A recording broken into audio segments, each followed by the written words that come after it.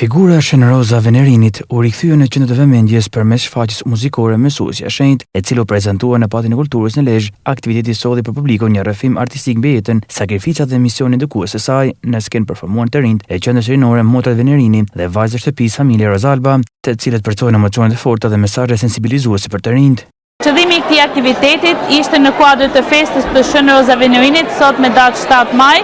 Shenroza Venerini ishte një grua e cila në shekullin 17 për herë të parë solli shkollën e parë për gratë dhe më pas themeloi dhe urdhrin e Motrave Venerini.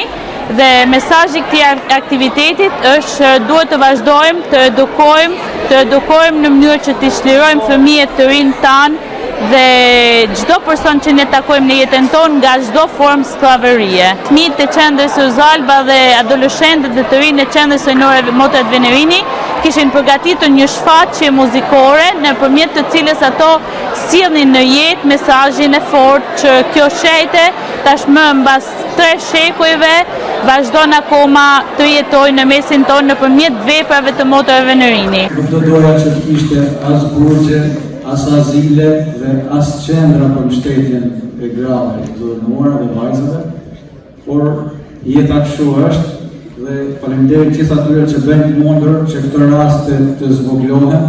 Në përmendjes së mendjes, janë promuesit e mendjes, Roza Venerini ishte promues e mendjes dhe shpirtit. Ndaj është përjetësuar dhe të vazhdoj përjetësohet dhe do jetë modeli më i shkëlqyer për të cilin njerëzit, shoqëritë, vendet kanë nevojë. Shfaqja zgjati rreth 9 minuta dhe u ndoq me interes nga publiku lezhjan.